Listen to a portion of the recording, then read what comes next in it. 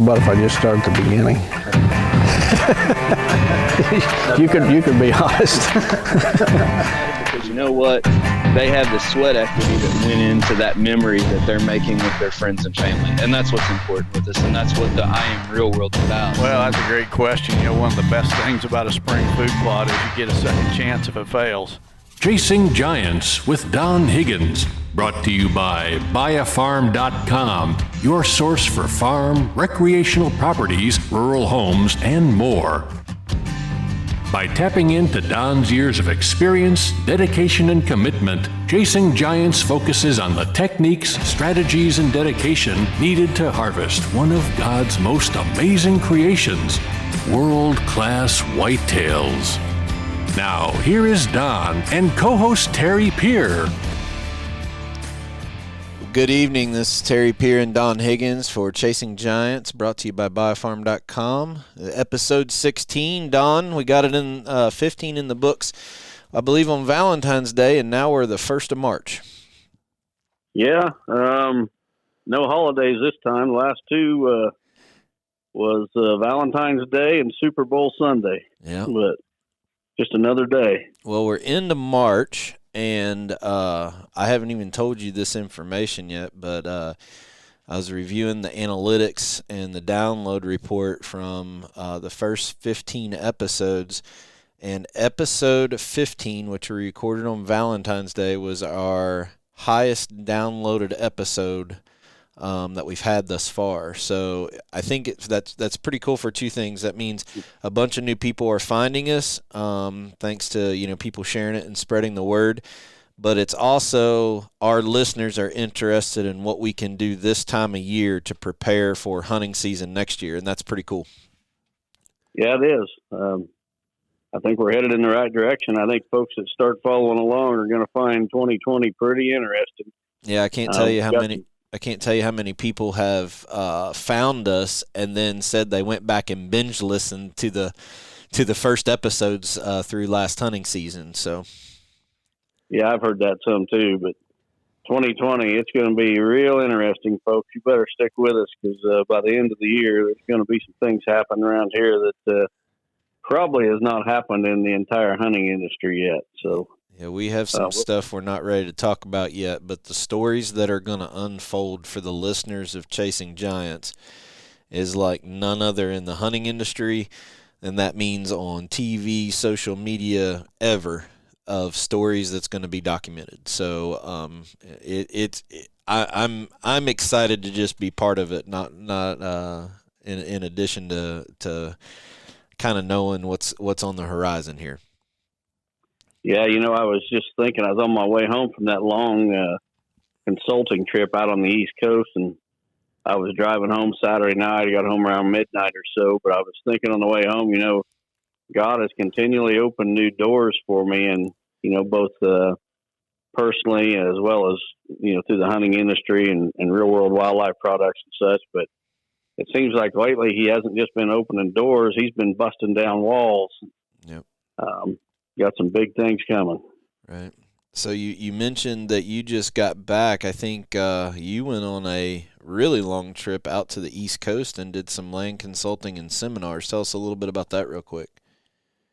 Yeah, I started in Ohio. I did 3 properties in Ohio, and then I went up into New York and did a couple of properties there, and then on to Massachusetts and Connecticut and did properties there.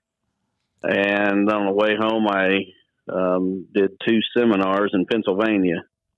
So it was a pretty long trip, but I met some interesting people and seen a part of the country I haven't seen a whole lot. I've been to out east in recent years. I think this is my 4th trip, but my daughter moved out there to Connecticut last fall to work at Yale University Medical Center, and on the way through there and taking her and coming back home, I got to thinking, this isn't a whole lot different than the Midwest.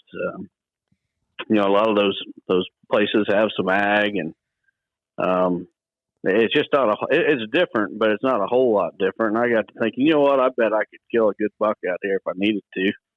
And, I got to see some pretty interesting farms. I posted on my social media page a picture of a gigantic rub I found out there. It's as big as any rub you'll ever find in the Midwest. Yeah, I saw that. Yeah, so there's some big bucks out on the East Coast, but it was interesting, and I'm sure I'm going to be going back because I had a lot of people asking about my services and such. Sure. So how do you balance? You and I are kind of in the same boat because this time of year is when we want to get a lot of work done to our farms and our hunting properties, but it's really hard for us to find the time. I coach high school fast pitch softball, so that season is just getting underway and pretty much takes almost every weeknight, so I'm limited to just a couple days on the weekend that I can run out to the farm. I got a little bit of frost seeding done already and have a longer list than I've ever had of things I want to do. And with you traveling this much, how are you blending in and making sure you get the stuff you need to get done to prepare for your hunting season? Because everybody's busy. Just how are you managing it? Well, I'll tell you, it's the last couple of years especially, it's just gotten so busy from about mid-December until spring green up for me that I just can't take a minute off. I mean, I got home from this trip about midnight Saturday night, and then Sunday I went and I frost seeded my clover plots. I went to another property and gathered some trail cameras, and then I had a little bit of time before dark, so I did a short shed antler hunt. It looks like this year I always try to have my tree stands, any tree stand work done before green up, but that might get pushed back a little bit this year. I know exactly what I need to do. I've taken notes I know the exact trees where I need to move a couple stands and one tree in a new spot that I'm going to put a stand. Some of that's going to have to get done after spring green up, just a little bit later than I like, but it'll still be several months before season. But yeah, it's tough. This time of year, there's not a spare minute. Yeah, I mean, we're in the same boat, and I know a lot of people are, and but getting it done as early as possible is key, and I think both of us kind of have a clear plan of what we need to get done. The other thing that I've been fighting is I have lots of areas in the country were affected by that ash borer, and my property has a lot of big ash on it, and I got a couple just widowmakers that I need to drop because they're these huge trees that have these big limbs up in the top of them that are along my field edge, and I just don't want them falling and maybe hitting my elevated blind or falling out in the food plot. But I'll tell you, Don, we haven't had a hard freeze on this ground here in Kentucky, and I haven't had a chance to do any of it. I mean, I would have taken vacation days if the ground was frozen. If I had about 6 hours with a chainsaw, I could do what I needed to do, but this weather this winter has just not given me the opportunity to take care of a few things that probably won't get done till next winter now because I won't go in there as it gets closer to deer season. Yeah, it's been the same here in central Illinois. I mean, we haven't had a good solid freeze that you would want to drive your truck across the field. It's froze a couple times, but an inch or two at the most. Nothing like a typical winter and wet. I'm telling you, every week it seems like we get a couple inches of rain or more. It's just been muddy as can be. So that's really held me back too. All right. Well, let's take that topic and segue a little bit, and let's talk about frost seeding a little bit. And we've tried to on social media, on the Real World site, educate people a little bit about frost seeding, and everyone kind of gets a little confused with the term frost seeding, thinking that it needs to be frost, but it's really about the ground going through either temperature change or the moisture levels in the ground still being able to accept the seed instead of that moisture going down into the ground and it not getting good soil contact. So let's talk a little bit about that. You've written a blog recently on switchgrass stratification, which I think tried to educate a few people on what that means. So let's take that topic of what everybody's dealing with weather right now and kind of prepare and talk a little bit about food plots. Yeah, well, frost seeding, is an excellent way to get some of these smaller seeds planted. It doesn't work for everything, and we get a lot of questions about frost seeding and different seeding methods, but frost seeding is a great way to plant switchgrass and clover. Yep. You can also plant some grasses that way too, but a lot of the other crops, soybeans, for example, or our upland game blend, and we've even got questions about people asking if they can frost seed those, and the answer is no. But with switchgrass and clover, it's actually probably one of the best ways to go about seeding. But what it involves is basically just broadcasting that seed on top of the ground, and timing is everything. You want to do it this time of the year while there's still some freezing and thawing going on. With the clover seed, you want to wait, as close to spring as possible. You don't want it to lay there for weeks and weeks of inclement weather, freezing and thawing. The closer you can get to spring, the better. Like I mentioned, I just did mine yesterday on my plots. Right. Switchgrass, on the other hand, you want to do it as early as possible. You can even do it in the fall. And the reason for that is switchgrass can benefit from a process called stratification. And like you mentioned, Terry, I wrote the blog about that, but to kind of rehash that a little bit, stratification is a process where that switchgrass seed has a hard shell, and it's a real small seed, but the seed's got a hard shell on it. And if that seed lays out there and gets some freezing and thawing action on it, that helps soften and crack that shell and gives you a little better germination rate. Is stratification absolutely necessary? No, it's not absolutely necessary, but it will certainly increase your germination rates. So if you don't stratify the seed by planting it out there early, frost seeding, some of that seed will carry over and actually germinate the following year. Another way that you can stratify that seed, in fact, I'm doing it right now, is you can put the bag of switchgrass seed in your freezer. And the way I like to do it is I like to put it in the freezer for about 2 weeks and then pull it out and let it thaw out for about a week and then throw it back in the freezer for a couple weeks, and do that several times throughout the winter. And then that freezing and thawing process will stratify that seed and increase the germination rates. The comparison you made in your blog, that for our listeners who wanna see it and read through it, you can find it on realwildlifeproducts.com in the blog section. But for those who haven't seen it, the comparison you made was cedar trees, and you actually, I think, tried to collect some seeds from cedar trees and get a cedar thicket going, and couldn't get it to happen. But we all know what happens underneath power lines where the birds eat it and poop it down on the ground. You got a whole bunch of them there. Yeah, that was a lesson. A lot of the stuff that I share regarding hunting mature bucks or even habitat projects are things I learned the hard way. I did it wrong and figured out that I did it wrong. And as Terry mentioned, years ago, I wanted to get some cedar trees started on my property. So one fall, I took a 5-gallon bucket and put it in my truck. And every time I came across a cedar tree with those little purple seeds on the branches, I'd stop my truck and get off, and I'd just pick them berries off into the bucket. And when I had that bucket about 2/3, 3/4 full, I just walked all over my property scattering these seeds here and there. And I thought I'd have volunteer cedar trees all over the place. Well, 2 or 3 years later, I still didn't have a single cedar tree. So I did some research, and I discovered that cedar seed needs to go through a stratification process. It also has a protective layer around that seed.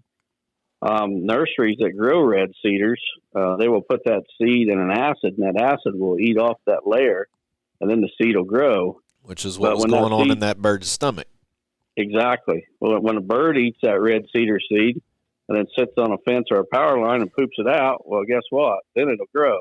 Right. And that's why we see those cedar trees under power lines and along fences. Sure. So often. It's because it's went through the bird. But, that whole lesson there, a few years after that, I started a tree nursery. And I learned that different tree seeds especially, need different stratification processes. Right. And it's the same with switchgrass. Now, switchgrass doesn't necessarily have to do it, but you will have a better germination rate if it's stratified. Sure. And what doesn't will probably lay there all year and probably germinate the next year. But at that point, you're just worried about what kind of weed control you've had and what kind of competition you have. You want to try to get that early germination to get that as stable in your field as possible, so you minimize the amount of competition, right? Exactly. Now, I'll throw out go ahead. I'll throw out an interesting idea that probably no one has ever heard anywhere before. But today, if I wanted to start cedar trees on my property, I would do the same thing. I would go out and collect this seed. But what I would do with that seed is I would mix it with a bunch of bird seed, and I would put it in bird feeders, which I would scatter all about my property. Let the birds eat it and let them scatter it. Right. So, especially if you have like an old cattle pasture that you want to get some cedars growing in, well, collect the seed, mix it with bird seed and feed it. Yep. I can get a bird feeder somewhere. Yep. Even run, especially if it's under a power line. Yeah, I mean, those birds are going to poop it out wherever they roost. So exactly. Well, on the clover side, we've talked a little bit about the switchgrass stratification. I talked with Dwayne Hopkins, our head seedsman at Kitchen Seed. He helped put a lot of that information that's on Real World's social media, and we're going to combine all of that into one blog post later this week so everybody can go and reference it. But clover's a little bit different. Dwayne says that clover is a really hardy seed, which means, it can lay there for a while. But what we want to do with that clover is we want, as soon as that ground temp gets around 60, we want that to be the first thing that germinates instead of weeds in those voided areas. So, what Dwayne's saying is if you have a existing, say it was a fall food plot, a deadly dozen, or you don't have a field that has a lot of weeds in it, go ahead and frost seed that, with a heavy frost seeded clover.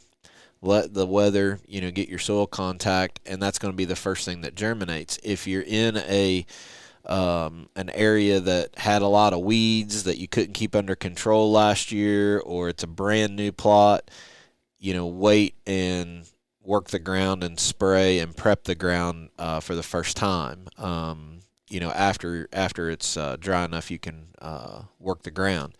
So it's a little bit, people have to understand too, if they want to go back and look at these social media posts, there's kind of different scenarios where it provides some instructions from Dwayne.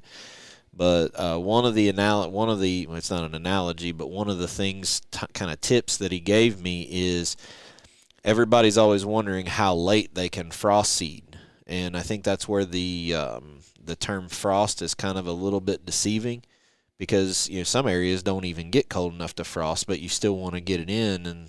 And he said if you can walk across a field and the mud goes up about 1 inch on the sides of your boots, to go ahead and frost seed. He said if you're standing on top of the ground, on a thawed day, and you don't sink at all, and you just got a little bit of mud on the bottom of your boot, that moisture content is already sunken into the earth so far that you might as well wait. And I'd never heard that analogy before. Well, one thing about Real World is that there is enough knowledgeable people involved that whenever a question is thrown out, someone in the group probably has the answer. And Dwayne's got a bunch of those. Yeah, Dwayne that's who I was referring to more than anyone, but depending on the topic, somebody is going to have the right answer for you. Yeah, so I know that our listeners are from all over the country. I mean, we can see the downloads and where they plot out, and everybody's in a situation. And the hardest thing for us to do is we get these vague questions, when do I frost seed? And we don't know where the people are at. They don't give us enough information, but I think when you're talking about either clover or switchgrass and frost seeding, if you'll go back and look the last week's social media sites, or you hold off till I think about Wednesday when the blog gets posted on Real World, there's going to be all of these scenarios that you can go in and actually kind of get some insight about what's right for your situation. It'll be about a 1.5-page blog where Dwayne helped me put all that information together, so it'll be pretty good. Awesome. So outside of, it's the 1st of March, we're not far from being out of frost seeding and preparing for regular spring food plots. And what's that consist for you? What's your go-to favorite food plot that you're going to be doing here this spring? Well, there's absolutely no doubt my favorite food plot. I've said this many times. So anybody that's followed me on social media, listened to me in a seminar, or read magazine articles I've written, soybeans are hands down my favorite. And there's nothing that even comes close, because they've just got the drawing power when you need it the most. But they also are a great food source from the time they germinate, first come out of the ground, all the way through the summer while they're growing, into the fall and winter until that last soybean grain is consumed. You can literally have about a 10 or 11 month food plot with a planting of soybeans, provided the plot's big enough, that it doesn't get wiped out, which usually happens. But the thing about it is, especially in the winter, they just draw the deer like a magnet in the late season. The worse the weather, the harder the deer are hitting them. There is no other food source available that time of year that has the protein content of soybeans. The deer just love them, and if you've got them on your property, you will have the deer. And there's no other way in late season to get the fat. That's what we talked about a little bit this winter too, right? Yeah, even absolutely. standing corn is great, but you're not going to get the fat content. Right. So, and real world soybeans are high oil soybeans, so they're even preferred over a typical ag bean. So, you and I were laughing about this. We were actually talking about it before I hit record on the podcast about, you're going to start seeing everybody's opinion on what to plant for, and we've already seen some people coming out and saying soybeans are not the best choice, and you just said something before we came on air that I thought was really, really good, and I'm going to repeat it. You actually, as the owner of Real World, control what we sell and what we don't. And if there was something better than soybeans, we would have developed that as pretty much our flagship product. But I guarantee you, if you go back and look at what everybody else is saying, there's some sponsor or some relationship somewhere that they're trying to drive their opinion based on what some angle they're trying to do. We control the product, we control the message, and the bottom line, the message is whatever the best out there is what we're going to be using. Yeah, absolutely. If anybody's bashing soybeans, they in my mind, they automatically lose credibility right out of the gate, because nothing compares to soybeans. But,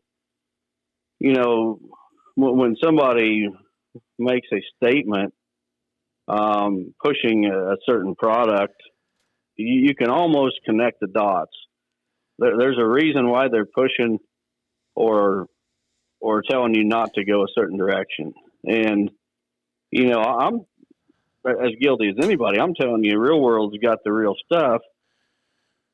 But as owner of the company, Real World is going to sell what I use. And I'm going to use the very best that I can find. I want my property to be the best it can be.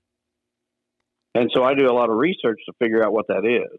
And that's exactly what Real World sells. Right. But for and someone to bash soybeans is just ridiculous. And our MO has always been try it for yourself. If we're wrong, Yep. Prove us.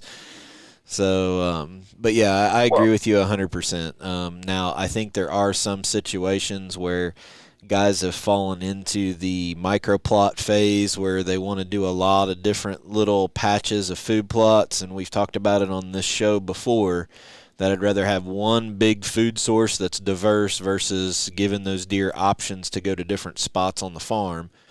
But I love to have the focus of my food source on my farm being soybeans. And then I plant peripherals around or inside in a double crop of those soybeans to give me the diversity. There are going to be some situations where guys just don't, with the deer numbers that they have, and if they're not able to fence, that they might have to, that they might have to come up with something different because they just don't have enough property for soybeans. It would get overbrowsed. But the thing that I want to make sure everyone understands is if I plant soybeans and say I put an acre or 2 acres out and they get mowed off by August, people think that's a failure. And it kind of stinks because you have to plant a fall plot to have food there. But you did exactly what you needed to do in the spring while those deer are trying to recover from the winter. They're growing antlers and having their fawns and providing one of the best food sources through that spring and early summer that you could ever had. So everybody views it as a negative, but there's a lot of positive things you did by planting those soybeans there.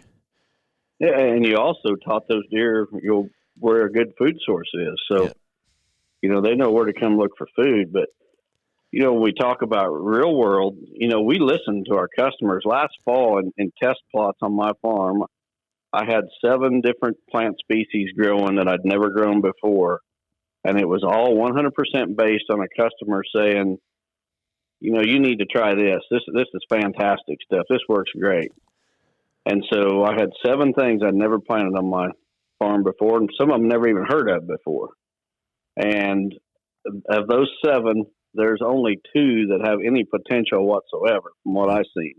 So that testing just ended for me on those for 5 of them. Right. The other 2, I'll plant a little bit more this year and probably on multiple properties to see what it is. But anything real world sells goes through extensive testing before it ever goes in the bag and wears the real world brand on it. But for both of us on all of our properties, soybeans are always the kind of the base or the foundation of our food plots. And then we'll plant peripherals, or in your case, the last 2 years, the drought's killed your soybeans. So you've had to come in with a, option 2, you called an audible and put in Deadly Dozen or something like that. But for both of us, year after year, it's always going to be soybeans.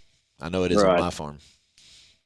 Yeah, and we, this being a food plot episode, I tried to pick questions that are related to food plots, and on one of those, we're going to talk about rotation of plot crops and such. But soybeans is definitely the premier plot crop on my farm. Right. Well, you ready to move on to the buyafarm.com property of the week? I'm ready if you are. All right. Buyafarm.com is your source for farm, recreational properties, rural homes, and more. Now, here is Don Higgins with this week's featured property. So this week's featured property from buyafarm.com is 60 acres located in Wayne County, Illinois. This 60 acres is really special. It's not even on the website yet, so you can't go to the website and find it. But what really sets this 60 acres apart is it's right next to a large no hunting, no access sanctuary. This sanctuary area, I think, is over 200 acres.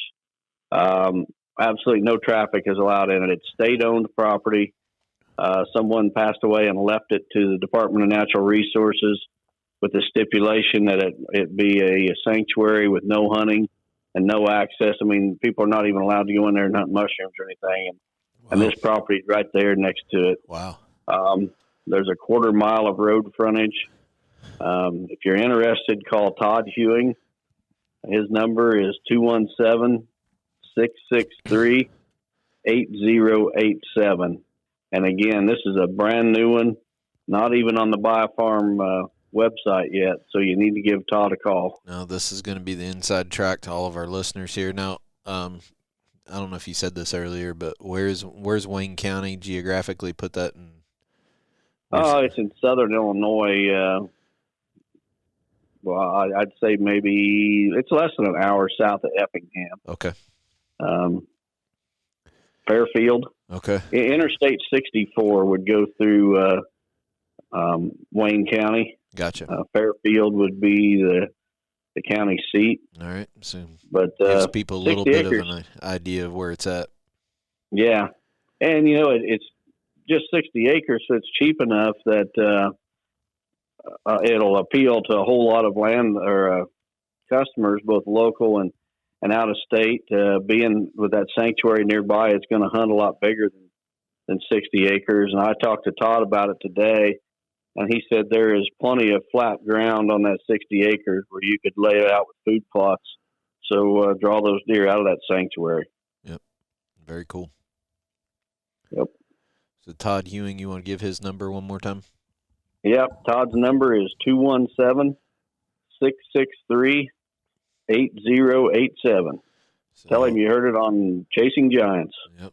Give Todd a call. So before we move on to our listener-submitted questions, I do have a little – I know we had talked a little bit about – I don't know that I'm ever actually going to hunt with this thing, but we kind of mentioned it a couple of weeks ago that I'm having a custom muzzleloader built.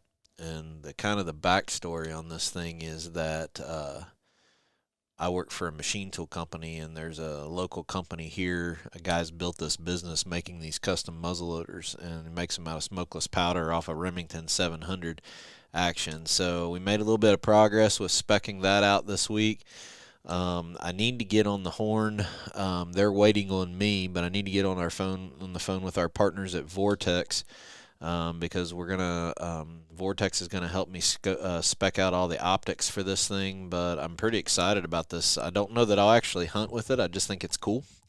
But for those of you who ever checked those new muzzleloaders out, especially based off of a Remington 700 bolt gun, it's really cool. They actually make a tapered die that matches the sabot to your, or not the sabot, but the bullet to your barrel. So you have to set up this die and push the bullet through it to get a precision exact fit to what your barrel is, so you don't even have a little plastic sabot. That's what gives it such tight compression when you squeeze it down in there and lets it shoot so fast. So stay tuned here. I'm going to be showcasing a lot of this stuff with Vortex and picking out the optics. So should have it done by about June, July time frame that we can show everybody. I'm excited to get that Vortex glass on there and see what this thing can do. There's actually guys that shoot competition with these things at like 500 to 1,000 yards, and I can't shoot anything 100 yards, much less. I'm not a very good shot with a gun, so. I don't know. You put them Vortex optics on that thing, and you may be shooting 1,000 yards. Well, the cool thing about Vortex is they're gonna be able to help me take the specs of the rifle that I get from the builder and be able to say this is what I need to put in it and how it needs to be set up. So that's the good thing. Their customer service rocks when it comes to that kind of stuff. So let's move on to our listener submitted question.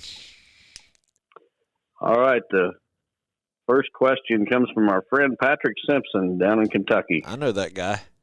Yeah, he killed some giants this year. The deer he killer. was chasing giants. Yeah, he killed 3 absolute whoppers. I was on the same. He did. I was on the same farm as 2 of them.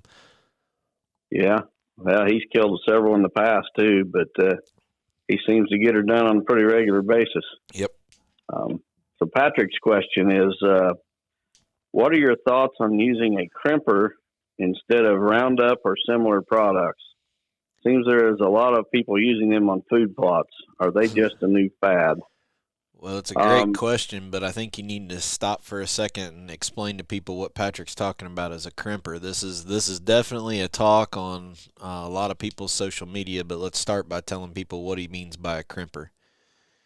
Yeah, a crimper is a big roller, essentially, with plates that you pull behind a tractor, and any vegetation that's there, it rolls it flat to the ground, and then those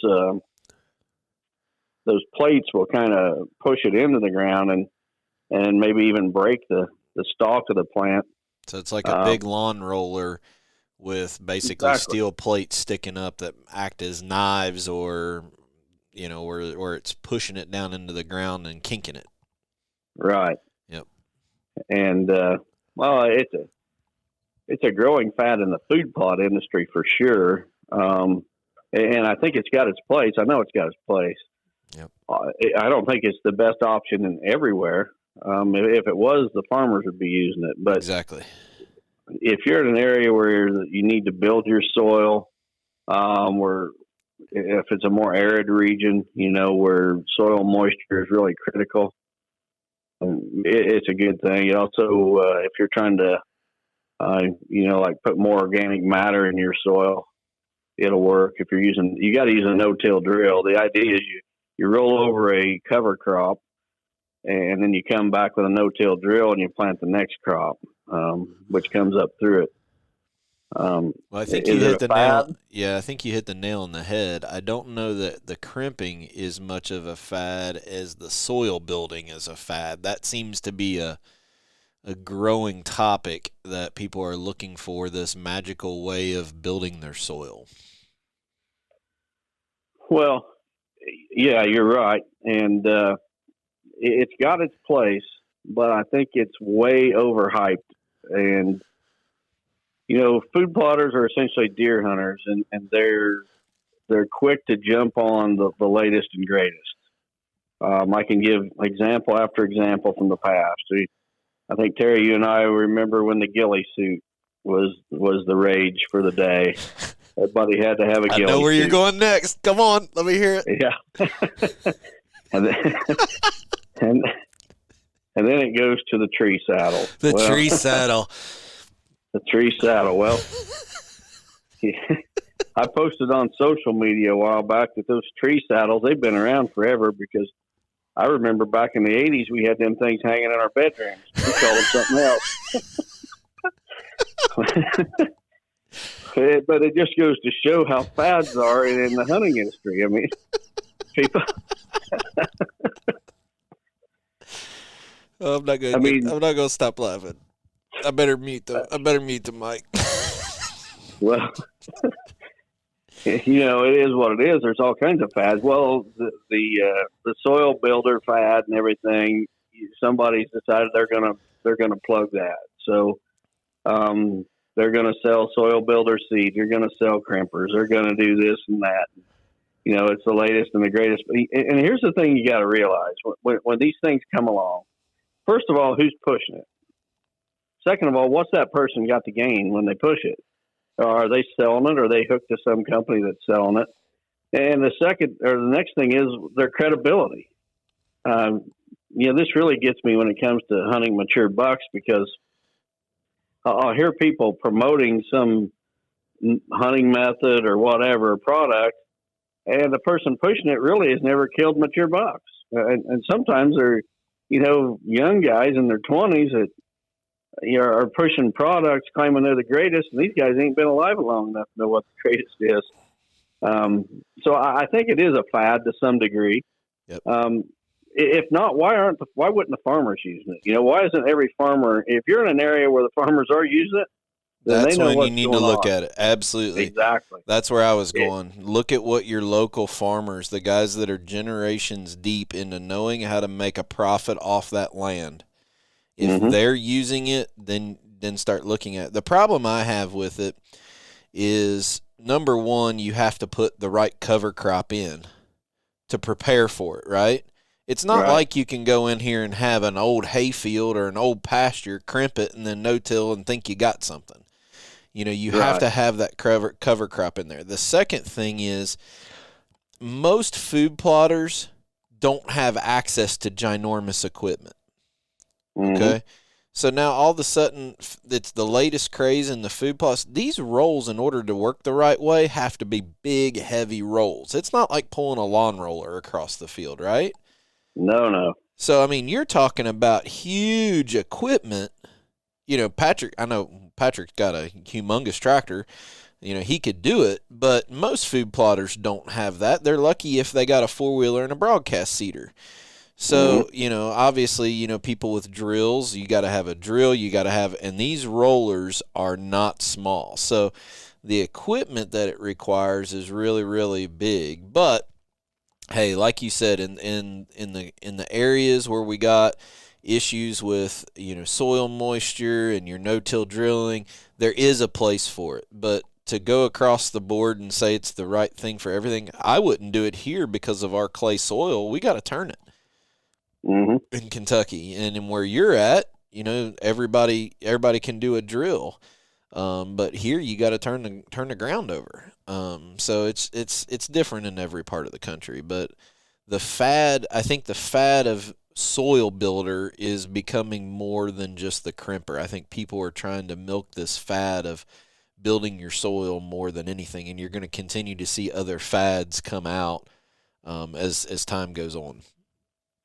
Well, and I want to throw out there, Patrick brings up chemicals.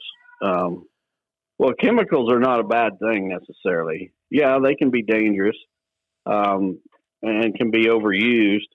But if it wasn't for chemicals, we'd be starving to death. Modern agriculture is built on chemicals. Now, some of those have been overused, but I think one of the selling points for this crimper and stuff is get away from these chemicals. Well, these chemicals, a lot of the newer ones are very safe, and they've got their place. So I don't know. The hunting industry just kind of frustrates me at some point. Yeah, I think you hit the nail on the head. If you go around to your local farmers and it's something that they're adopting in their plan, because remember, they're doing this to make income. This is how they're paying their bills. I think it might hold more water than following somebody on Habitat group on Facebook that thinks they know everything. Right. So, hope that answered your question there, Patrick. Yeah. I wonder if Patrick's got one of them love swings in his closet. I'm not going there. I can tell you he is not saddle hunting. Yeah. There's only one person I know that saddle hunts, and Wes Delks. I think you finally wised up and got away with that and got you some Lone Wolf tree stands now. But yep, I told him that when he bought that stupid thing. I said, "Shoot, if I dig around in my closet, I bet I've got one from the '80s." Nope, he had to go buy one anyway. Oh boy! And now he's got one in his closet.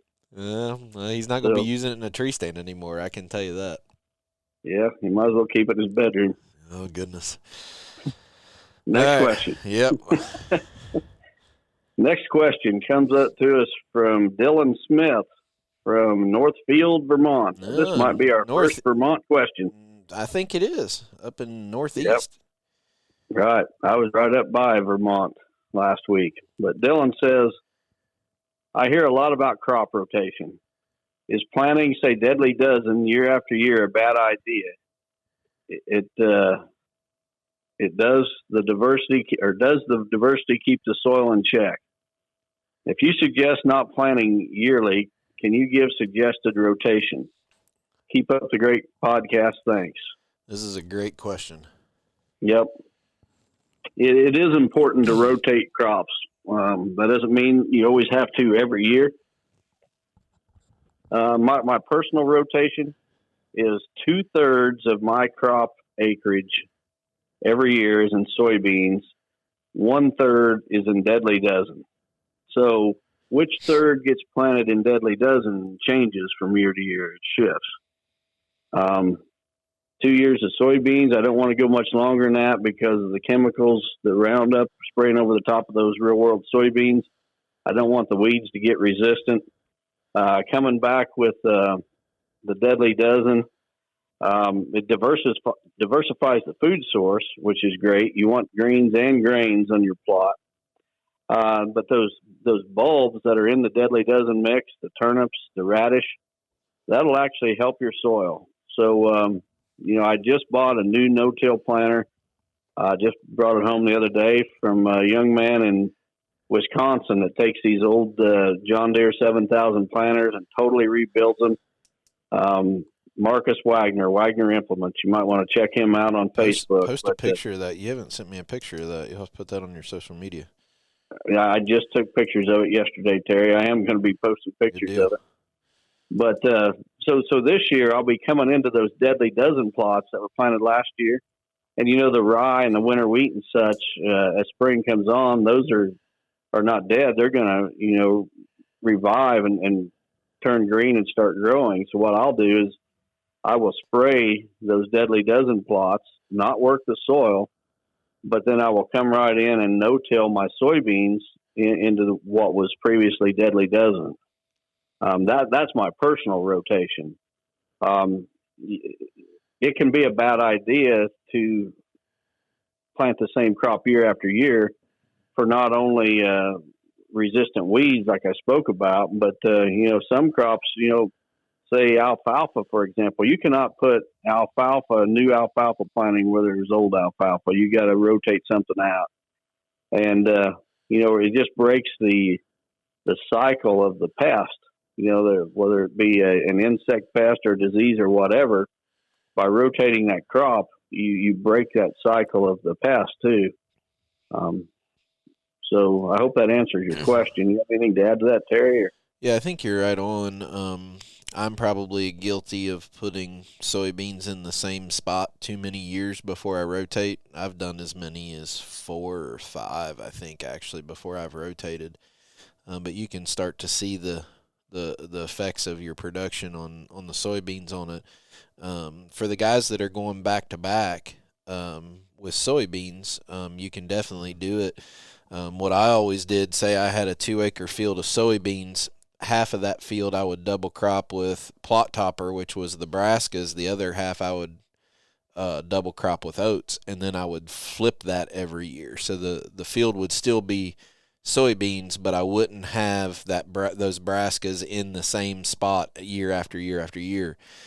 And in our area, what happens is those fibers on those tillage radishes and those roots will go down in the hard pan below where I can get a plow to and pull those nutrients up out of that clay. And then as it rots, it rotates it. But to do it year after year, Dwayne, that's kind of my other go-to expert when it comes to this kind of stuff, says you don't want to keep doing it year after year.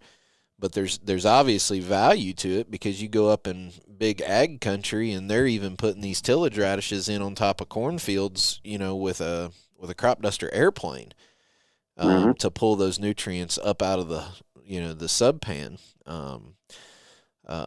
just to pull them up and get it to the top of the soil where it can be used. But you're absolutely right. These guys that go in and try to raise alfalfa in the same place for 15 years, they're struggling with it. You just can't do it. Mm-hmm. Patrick, the guy who asked the last question, he's been extremely successful raising corn and soybeans in the same field.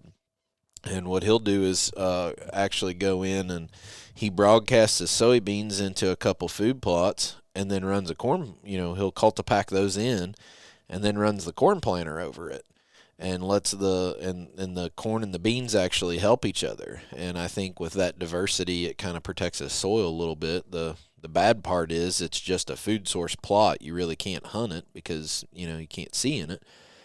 Mm-hmm.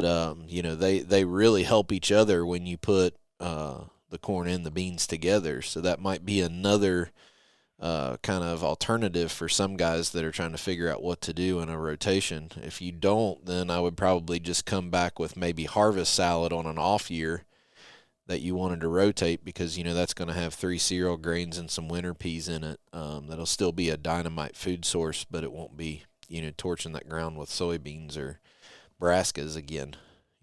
Right. So I actually planted soybeans 6 years in a row in a plot several years back. I would never do that again. It's just that they worked so well. I hated to change. Yeah, and that's my biggest location. That's my biggest thing is you set up a property with that plot. You just hate not to go back with soybeans because they're so good. Yeah. So, but there's a lot of truth to being able to take care of the ground and being good stewards of it also. So. And everybody's situation and their quality of their dirt's going to be different. It's going to be different in Vermont than it is in Ohio, than in Kansas, than in Kentucky. Right. So. Well, that should wrap up our submitted questions. All right. That's the end of episode 16. I guess you're probably getting ready to go back out on the road, aren't you? Yeah, I am. I'm leaving the day after tomorrow for Wisconsin. I come back, and then next week I'm probably going to hit a property or two in Indiana. At the end of the week, we'll have the first whitetail master course. So what do we got? What do you got to do to get ready for that? I'll basically clean my shed up, so I can set up tables and have the food and a sanitary environment, and basically ready to entertain guests for the weekend. Yeah, and you opened it up a little bit bigger crowd this year, and we're almost full. Yep. And one of the things we're going to do different is the next episode of Chasing Giants, I guess episode 17, will probably be in front of that live audience, right? Yeah, absolutely.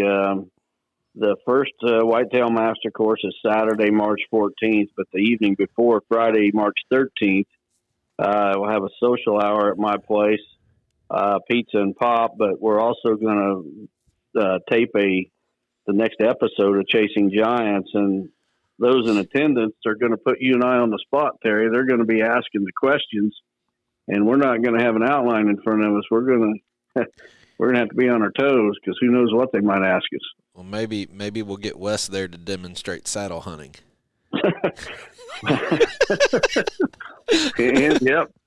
Any questions on that technique is going to go to Wes. Yeah, go straight to Wes. But one thing we are going to try to do, one of the lessons we learned from last year's master class is there's a lot of questions that people have about, I don't want to say products, because we're not going to, we'll have samples of the partners that we use. I mean, we're going to have a couple different models of Quiet Cat bikes there. We're going to have all of our Vortex optics that people can actually look through.